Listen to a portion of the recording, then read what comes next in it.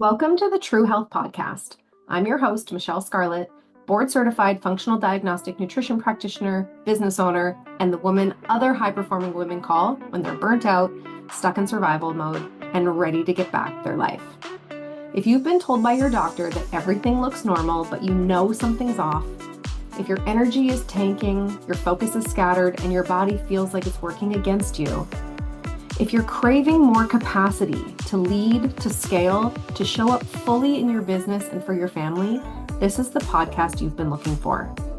Every week, I bring you the real conversations doctors aren't having with you, from the truth about your hormones and metabolism to the deeper root causes stealing your energy. I'll share success stories from women who've completely turned things around and give you the tools and insights I use with my private clients. This season, I'm also sitting down with powerhouse women, CEOs, founders, and leaders who have made their health the foundation of their success. These are the conversations that change lives. So if you want real answers, more capacity, and the kind of results that ripple into every part of your life and business, you're in the right place. My guest today is someone who's helped me lead with more clarity, more intention, and more alignment, and who walks the talk when it comes to building success without sacrificing your health in the process. Eleanor Beaton is the founder of Safi Media and the host of the Woman-Owned podcast. Her mission is to double the number of women founders who sustainably scale their businesses to $1 million in revenue plus by 2030. But what sets her apart is that she doesn't just focus on strategy. She builds companies around capacity. Eleanor deeply values her health as the foundation of her success.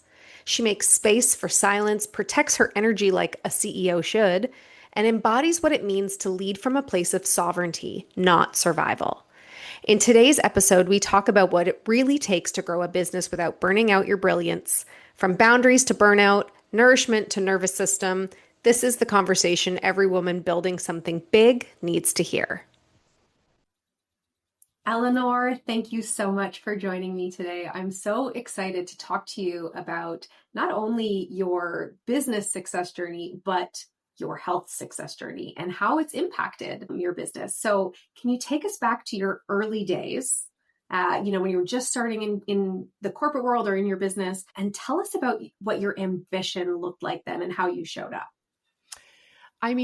I have always been driven by a really big and meaningful desire to help women create financial autonomy. And that sort of dates back to being a girl. We're immigrants to Canada. My mom is from the Fiji Islands. My dad was Welsh. When we moved to Canada, it was because my dad got a job as a prof. But my mom, it was a new country, new education system. So her teaching credentials weren't recognized. And it was a completely different culture here. So they made the decision as a family that she would stay at home and raise the kids and my dad would work and bring home the bacon. And that mostly worked, except sometimes they'd have disagreements about how to invest or spend money. My mom was more of an investor. She wanted to take more risk. My dad was an economist. They don't call it the dismal science for no reason. And I can remember her driving me to basketball practice one day, and she was so mad because they had a disagreement about money. And because she wasn't an earner, she felt that she didn't have as much of a voice, and whether that was actually true or it was a perception, but I know how that can feel. Like if you don't have the money, sometimes it can feel like you don't have the same level of voice around financial decisions. So she's like, Eleanor, money is power. Always make your own. So I was always drawn to, whether I was a journalist, I was always drawn to telling stories of women leaders and CEOs and entrepreneurs and how they build their business. And then when I ultimately started my own coaching and consulting business, I was just so invigorated at the idea of helping women be more financially successful. So that's been like the thread that's gone through my entire career. That's amazing. And ultimately you do a phenomenal job of doing that. So Thank you. Congratulations on that for sure. Was there ever a point in your career where you felt there was a resistance to grow or a bottleneck in your own energy capacity because there was something physical happening in your life? Maybe emotional too. I won't put it to just physical.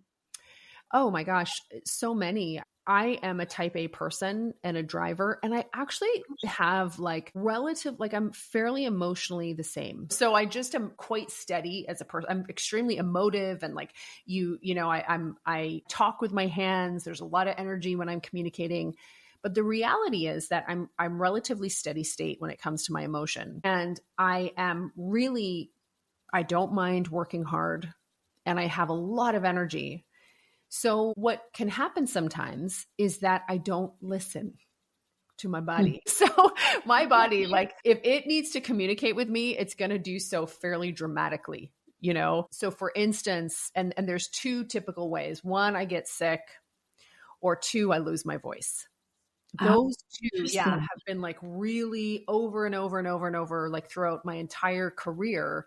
Those two pieces they've come into play every time I need to kind of talk to myself and have a little step back and prioritize taking care of myself or reprioritize my energy. So that has happened over and over the years, for sure. I find it so interesting that it's losing your voice, because you, having a podcast, you are a business coach, and you do a lot of keynote speaking. Totally. So it's literally your body is saying, I'm going to prevent you from doing the thing that's I'll say burning you out. I hate the term, but it's literally stopping you. I can remember I was going through a growth phase in my business. And for me, it's always been about, you cannot outperform your energy. You cannot outperform your self-image. You can't sustainably do it. So it was years ago, and I was running a 3-day event called Your $1 Million Message. And events, I don't know if people run them, they are frigging expensive to run. They take a ton of energy. And so I went into this event. We'd been pretty successful in selling tickets. That was excellent. And I can remember walking in, and as the doors opened, and I used to do my events like Tony Robbins style. So I'd have... This audio was created with Podcastle.ai. As the doors opened, and I used to do my events like Tony Robbins style. So I'd have an MC, and I'd get everybody to stand and clap. And then I'd burst open the doors and walk in. This is just, oh my gosh, it's just hilarious. I was just, I was like, it works for Tony, it's going to work for Eleanor. Okay. So I did this, and I can remember walking in, and what surprised me was there were so many women I'd never seen before I didn't know. And for an entrepreneur, when you were really getting out, you're getting people to spend their money to come be with you for days. You don't know who they are. That's a great thing. It shows that stuff is working. But I experienced so much imposter syndrome. And by the end of that day, I was starting to notice I had a really sore throat. And the next morning, my voice was completely gone.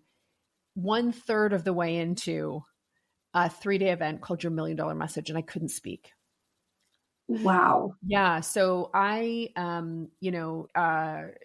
got through it. We still made money. It was really hard. It was really stressful. You pushed through. Well, I had a team there, and they had to do all the talking, but I was pretty traumatized, honestly, by it. To this day, every time I hold an event, I still worry a little bit and really make sure that I work with my voice a lot, that it can be healthy. But it was just really, what I really saw was there's this partnership between body and spirit and intellect, that it's a pretty mighty partnership, and the body will shut stuff down if you don't listen and you don't pay attention. I wasn't consciously aware that I was stressed or that I wasn't taking care of myself, but in fact, that's what was going on. I was running on fumes. Yeah. Yeah, you were running on fumes. So if you were to fast forward into your world today, are there steps that you take to prevent that from happening? You briefly said that you do a lot of work with your voice, but what about the rest of your body? Because my audience knows, and I know, that you can't actually silo one part of your body. The losing of your voice showed up that way because that's what's important to you in that moment, and your body needed those signals. But what do you do on a daily or monthly basis to make sure that that doesn't happen? Not just your voice, just body shutdown in general. I was always sporty. Like I can remember growing up, this was like back before like weight training and stuff. Now everybody's into like eating lots of protein and lifting heavy and all of that. But that's really been in the last 5 years that it's become much more mainstream. When I was growing up, my mom was the only woman in the weight room. There was this one other woman, Charlene, but they were both, I can remember my mom was the only woman in the weight room. She could like bench the 45s up until she was 70. She was a legend. She had this like big afro. She'd be in the weight room. So, and I had to go, like I would go to the gym with her because they didn't want to get babysitters. And like, I would sit and watch her play squash. And then I would sit just outside the door to the weight room because kids weren't allowed in the weight room. And she would be in there lifting weights. And so she, you know, we were very sporty. Sports and physical activity and being strong and fit and healthy. These were things that were very much a part of the cultural fabric of my family. But rest and self-care were not really. Or I didn't, you know, like I didn't really value rest or really taking care of myself. So what I found was that I was really good at anything that required kind of driving, you know. I can relate. Yeah. And not so good at resting. I also started to experience when I, you know, was in my 30s, for the first time ever got like muffin top. Like I was like hurting my back and I got muffin top. And I remember I didn't even know because I was like, this had never been. So I was like, I don't have muffin top. And then I saw this picture of myself. I was at an event. I was speaking at an event. There was a photographer and I saw the picture of myself. I'm like, what in God's name is that? And I was like, that, my dear, is muffin top. And I was like, wow. So I had 2 kids. I'm working all the time. I'm not getting my steps in. Like I remember my trainer was like, have you ever considered a step counter? I'm like, a step counter, like these basic people who are counting their steps, like they're walking around their house to get extra steps. Oh, hell no. That's basic AF. And she's like, you might want to. And so I put it on. I'm getting like 2,500 steps a day. Oh, wow. Right. Like I was very sedentary and it was just the work of running a business, of like trying to make it all. I didn't realize that I thought I was healthy because I trained with a trainer 3 times a week, but I was surviving on caffeine. I was very sedentary in my lifestyle. I was drinking too much wine to relax because I had no life force or energy at the end of the day. So that, you know, it was a gradual process of sort of stacking habits. And now I have a lot of amazing health habits. I also know that I'm just getting started, you know, with many of them, but I can get into some of the stuff I do, but it was like this gradual stacking, thankfully, to the gift of muffin top. And there's nothing wrong with muffin top, by the way. It was just like brand new for me at that time. I'm also pretty sure that low-rise jeans contributed. Low-rise jeans are a scourge. They are a scourge. Yeah. Just thinking back, you said about 15 years ago. I'm like, right? Okay, yeah, 15 years ago, what was in style? Oh, yeah. Low-rise jeans. Yeah. That's interesting. Okay. I would love to actually, okay, you know what? Before I get into that, this habit stacking, this like slow habit stacking, this is what is so imperative. So if somebody, you know, is coming into my world, you know, they know they have something going on that they want to address, but they often think that if they don't do it all right now, that they're failing. Yeah. But you are proof that, and I would say I am also proof that it takes time, and it's not about the quick fix. And it's not about doing everything right or you're a failure. It's slow implementation. And I'm sure you could relate this to your business, and I'd love your input on that. Slow implementation of habits over time. That consistency is what is actually giving you the energy capacity, or, you know, the life force. Yeah. To live your life. Well, it's like, you know, whether we're talking about a body or a business, you know, I could give somebody $1 million business. Like I could just give it to them. Just like you could give someone this like smoking hot body, and could they actually maintain it? Would they know how to look after it? Would they know how to do it over and over again? No, because so often we're so focused on the outcome that the main thing is the person who creates that outcome. It's like, are you a person who can actually This audio was created with podcastle.ai. Who creates that outcome? It's like, are you a person who can actually have the thing versus just having the thing? You know, I think there's a fundamental difference between those two things. And for me, I've really learned like it's about becoming a person who's capable of having the thing. So like it started with just getting an Apple Watch and starting to get my steps, like just starting to see my steps. And I've been sort of step counting for years now. I became a basic AF step counter. So there were a few things. So I will say the number one habit that I think has been most important has been to pay. When we pay attention. Like I just, I spend a lot of money on health. I have an amazing, health coach and strength and nutrition coach, basically. Would not hesitate to spend more on health oriented things.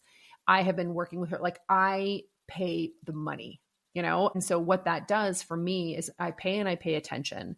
So I pay.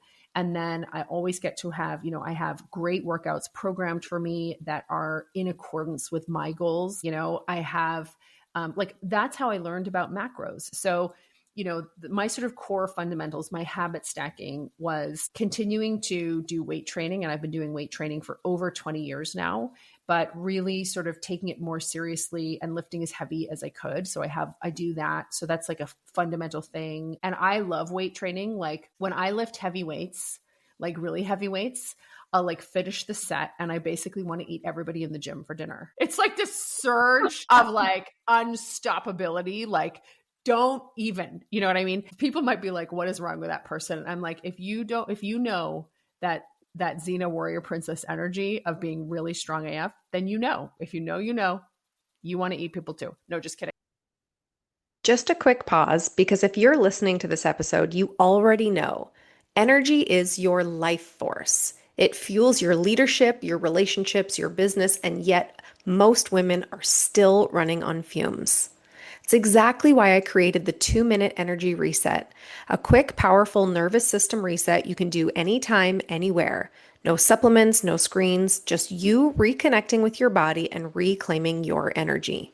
Whether it's between meetings or right after dinner when you have that afternoon crash, you need this in your back pocket. Head to michellescarlett.com/energy reset to grab it for free, or just DM me on Instagram at @michellescarlett_, and I'll send it to you myself. All right, back to the episode. So I do like, there's weight training. It's like one, steps or another. Mm-hmm. Like I have my sort of macros. So I really track what I eat, because if I don't, I almost always undereat, oddly. Like I don't eat enough if I don't track. It's weird. That's not unusual. I would say 90% of the women that I work with struggle to get in enough food during the day. We're just constantly under, I'm so tired. Well, maybe if we learn to eat. So it's like those things are really key, So weight training, steps, and nutrition. The next thing that is probably the most important to me is sleep. So I have a fundamental sleep routine. So at 8 p.m., I run my bath. It takes me 12 minutes to fill my bath. And then I'm in my bath for 20 minutes. And so I'm out of my bath at like 8:40 p.m. And then that gives me a whole other basically hour and a half before I fall asleep. And so, in that time I read, I sort of like do some tidying up, and I do an evening meditation that really helps me prepare myself for my sleep state. And I've really learned to like love my sleep state and my dream life, and that like really healing dark. So I really, that is like fundamentally important to me, like getting a lot of rest and sleep. That's like a major ritual. And then I have like a morning meditation that I do. I have like warm lemon and honey water. I try to get a bit of sunlight, but these are like, to me, rituals are like the heartbeat of your life. Yes. And it makes they just elevate as well, so that, you don't feel like you're just putting in your time. It feels like you're creating these things that kind of elevate life. And that creates a lot of joy for me.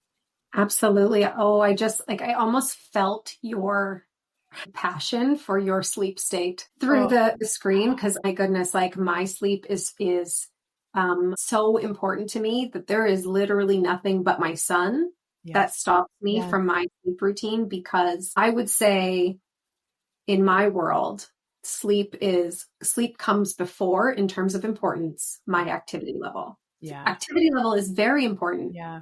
But without that restorative piece of my day, I'm actually going to be doing more harm with my, 15,000 steps and my intense lifting session.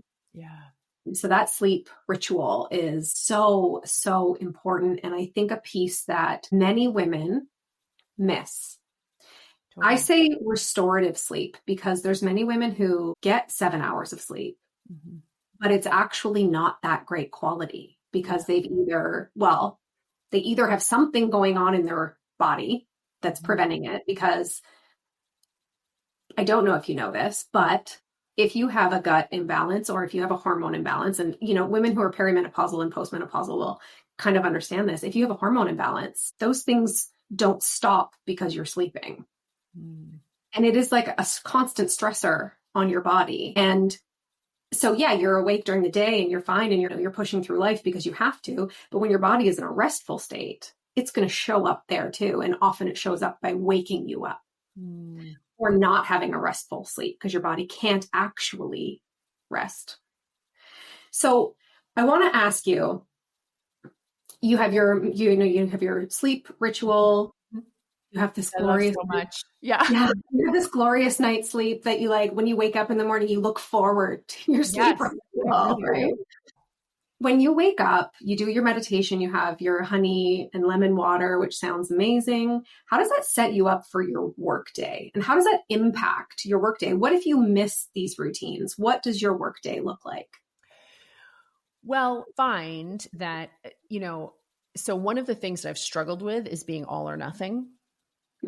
So what I've really trained myself to do is that if I miss the routine, like, get your routine done, girl, do it, like the same way that I would, sort of when my kids were little and they didn't want to brush their teeth. This audio was created with Podcastle.ai. Sort of when my kids were little and they didn't want to brush their teeth, I'm standing there, I'm going to make them brush. They're brushing their teeth. It's happening. This is part of the ritual. I try to be my own parent that way, because sometimes I just don't want it. Like, it's weird. Sometimes you just want to stay up late and do nothing for no reason. You just don't want to go to bed. So I make myself, I really try to take care of myself in that way. But I have found that I try not, as long as I'm mostly implementing my routine, occasionally I won't. And I almost always notice it's almost like a fear. Like, if I didn't do my routine this morning, is that going to screw up my day? And one of the things that I have noticed in myself is right now, something I'm working on is that I can be very all or nothing. So it's like, we're going to the wall or not at all. And so an example is something that I'm working on right now is I used to travel a lot. And every time I would travel, I would get sick. And so I had this belief that when I travel, I get sick. So I am in a different place health-wise now. And this was like coming around like muffin top era. You know what I mean? I would get sick every time, like terrible, like pneumonia. Now I no longer get sick when I travel. However, I tend to not eat as well when I travel. Of course. And I have a girlfriend who travels all the time, and she's like, that doesn't have to be true. In fact, it can be easy and fun to eat really well when you travel. So I was telling my coach, like, I'm preparing because I'm going to be away for 2 weeks, traveling for 2 weeks in June.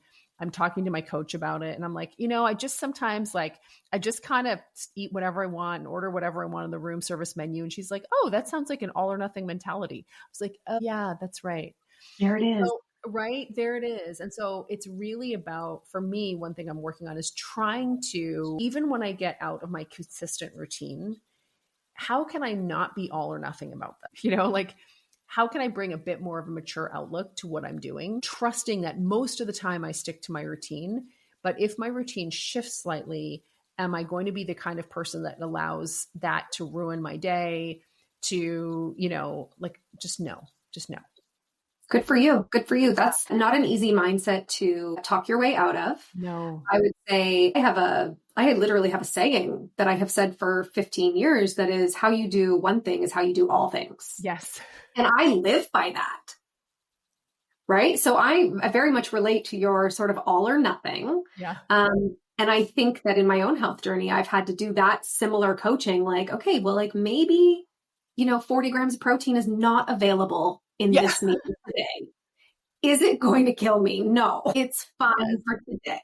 Yes, totally. Right? So having that balance is really important. How would you say this habit stacking, this, slow consistency of habit stacking in your health has impacted your revenue, if it has at all?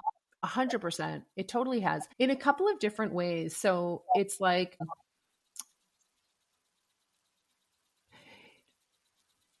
you need to have energy and like force and vibrancy to be willing to continuously take risks that we need to take to meet life that as it happens that day, and it sounds like such a basic, simple thing. But when you get up in the morning, if you don't have this bedrock of well-being and energy, I notice that I start to feel some anxiety. I start to feel worried about things. When things get hard, I think about how I can backtrack or why I shouldn't have done it versus leaning in and going for it. Yeah. So, right. And I think this is very important for women as we get older, because as we get older, we have more and more to lose. And it is really easy to get really old. And the way that you get really old is by focusing more on what you have to lose than being willing to continue to show up every day and take risks to continue to grow and innovate and evolve. And I just see this, and I can see it in people. Like I see it in my contemporaries. I ran into some friends the other day, and we always used to play soccer together, and none of them play anymore. And I'm 47, and they're like, I can't believe you're still playing. And in my view, I'm like, girl, I can't believe you're not. Like, I can't believe you're not playing soccer. What happened? What happened? You know what I mean? And they've got all kinds of good reasons, by the way. I'm not judging them, but well, maybe that sounded actually very judgy. Sorry, guys. That's not, I'm not, but you know what I mean? It's like, I'm aware that life force, like you can't take it for granted. It underwrites everything that you do. And the key to a great life is to continue innovating and taking risks. And the willingness to do that takes life force, vibrancy, and energy. And if you don't have it, you won't do it. And I just see people getting old, not innovating, not, and this girl is not going down like that. I can tell you that right now. Oh, I'm with you. It almost drives me to do more. Yeah. It drives me to go, no, that's not me. That's not my story. I'm not doing that. No, I'm not doing it. Because it's right when you have like the most, you have resources, you have smarts, you have confidence, you have all of this going together. And if you allow yourself to not have that energy, it's like, oh my gosh, like all those years that we were so insecure, all those years that we were broke, that we didn't have the resources that we have, all those, we would have killed for this. And now we have it. And we're like, no, I think I'll just, I'll sit this one out. Oh, hell no. Hell to the no. I'm with you. I am with you. I'm with you on that. So something that I see in women, mid-age, midlife, perimenopause, menopause, that 40 to 60 range. Yep. The women who have all the resources, the women who are, those women. Yes. They're not stepping, you made a post about this a couple of weeks ago. They're not stepping on stage, these entrepreneurs, they're not stepping on stage with their gray streaks. They're not stepping on stage in a wardrobe that doesn't look good on them. They're not stepping on stage without their fresh Botox, their fresh nails. I'm not saying everybody does all of these things, but you made a post about how these things should be business expenses for women because they're expensive, one, and we do it because we want to show up in our best light. Yes. Literally and figuratively. Yeah. The point I want to make to that is like, what if you had to show up online or, in your business or whatever with, your roots gray, they're not touched up, or would it make you self-conscious or, just a general opinion, would it make women self-conscious in that way, that there was just like this thing, or if your clothes didn't fit the way you wanted them to because maybe your muffin top? Yeah. Would that be something that would just be like sort of nagging you, just like sitting in your mind? Like, this audio was created with podcastle.ai. Something that would just be like sort of nagging you, just like sitting in your mind, like, oh God, I'm not actually showing up. Yeah. Oh my gosh. So I am going to preface this by saying, like, I was having dinner with a group of girlfriends recently, and we were discussing Botox, and we were talking about, getting Botox. And I asked them, like, on a scale of 1 to 10, how vain are you? Because this is an important question. You know what I mean? Like, Sure. and I think how you how you answer that question impacts, you know what I mean? So I know that there are some women, some of my girlfriends, super close girlfriends, who they don't care. You know what I mean? Like they spend zero energy or life force thinking about stuff, like this. And so they have the gift of radical self-acceptance, but maybe they, because they aren't as vigilant as I would be about certain things, maybe they don't quite have the same health levels. So Right. it's totally give and take, right? I would put myself at an 8 or an 8.5 on the vanity scale. So not, we're not ranking 10s here, but we're fairly significant. So for me, if I don't feel on my game in terms of the first place for me is always like, hey, am I fit and strong? That's just a lifelong thing from when I was a little girl. I want to be fit and strong. I want to have a physique that I'm proud of. You could say I'm totally a victim of the patriarchy here, and I don't disagree. That may or may not be true. I don't spend a ton of my time thinking about it in that way, but I know it's a thing. But it does bother me. It's like this, it's just this little thing where I don't feel like I'm showing up 100%. And I like to show up 100%. I like to, it's a self-image thing. I like to look well put together and be well put together. And, so that is very important to me. And for me, I don't feel like 100% when I'm not showing up that way. I completely agree. And I would say that 100% of the women that I work with don't even realize that they aren't showing up the way they want to. Yeah. They describe it as low energy or lack of motivation. It comes out of their mouth in that way. But when we start to work on those little habits or eliminating some bad gut bugs or balancing hormones or whatever it might look like for them, I often watch their creativity get better, their boundaries get better. Like they actually start showing up in their life, whether it's, in their work or in their family life, they actually start showing up because they don't have this little nagging thing like, the gray hair or the outfit that doesn't fit them properly or whatever. They don't have these little nagging things that are going on in their bodies anymore. So therefore, it's not this little nagging thing on their mind, and they are literally free. They have the vitality, the life force, the energy capacity to step into their world and actually live life the way they always imagined, so much more effortlessly. Yeah. Yes. Yeah. Really powerful. If you could tell a female founder, an entrepreneur, a woman, a high functioning woman, A-type, somebody very similar to you and I, yes, where to start, what would you say? Hire help. Like I just don't even, I just have not messed around with this for a long time. Like, there are people, I'll give you an example.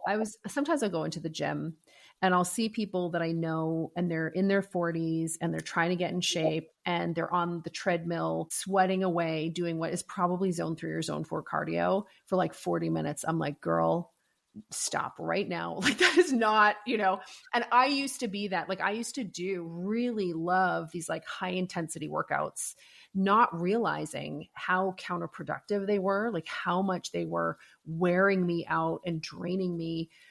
Exercise science and body science and our understanding of nutrition, don't even get us started on the advances in our understanding around hormones and the gut biome.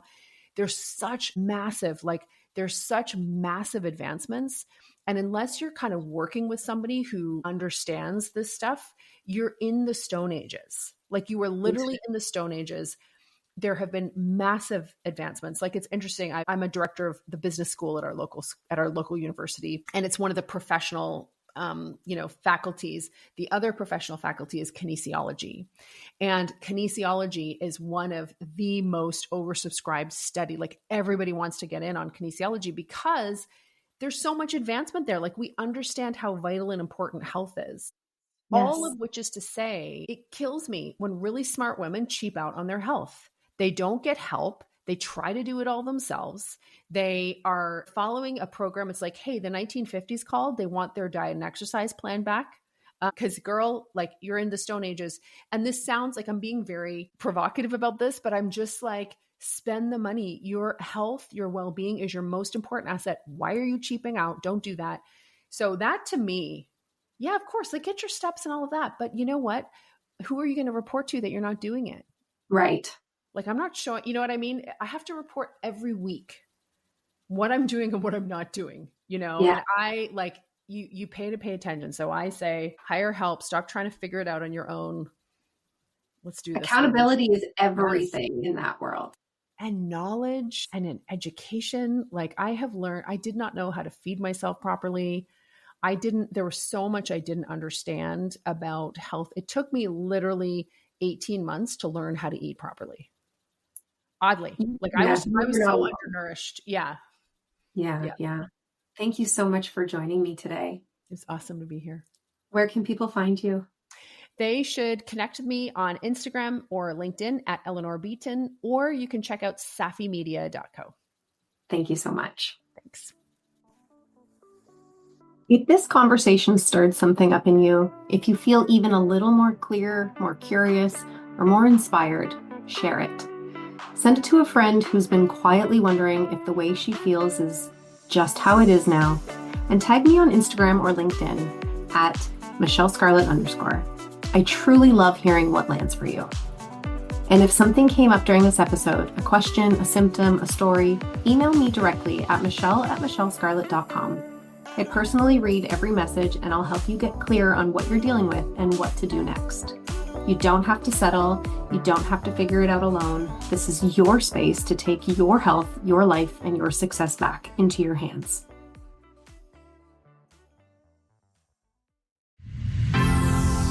This audio was created with Podcastle.ai